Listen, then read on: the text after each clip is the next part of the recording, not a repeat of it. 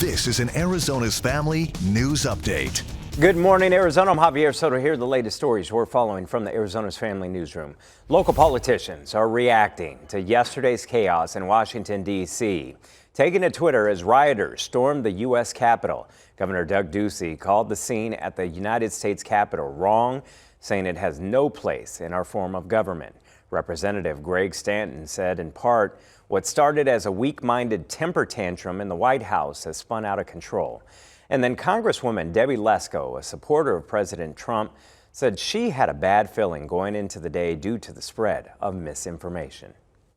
I absolutely felt my safety was in jeopardy, and I've been concerned about this actually for several days now.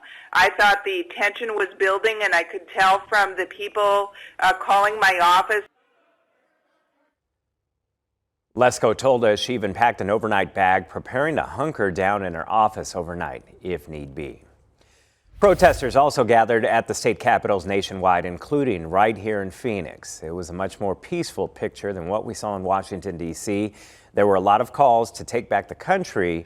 There were even calls to storm the state capitol like what we saw in Washington, but protesters stopped short of that. Turning our focus now to the coronavirus pandemic, nearly 120,000 Arizonans have received the COVID-19 vaccine, about 75,000 of those in Maricopa County alone.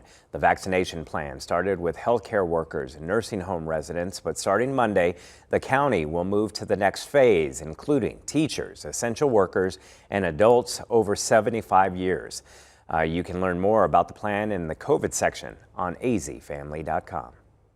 Happy Thursday to you. Meteorologist Kim Quintero here. It is going to be a beautiful next several days. Today, we start off with temperatures in the 30s and 40s, but we warm up in Phoenix to a high of 71 degrees. We'll have a mix of clouds and sunshine. Otherwise, increasing clouds on Friday with a high of 71. No rain expected. This weekend, we'll see highs in the upper 60s, and that trend will continue through early next week.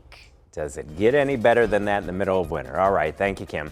Well, for updates and more stories, all you have to do is download the Arizona's Family News app and make sure you subscribe on our YouTube and Roku channels. I'm Javier Soto. Good morning, Arizona.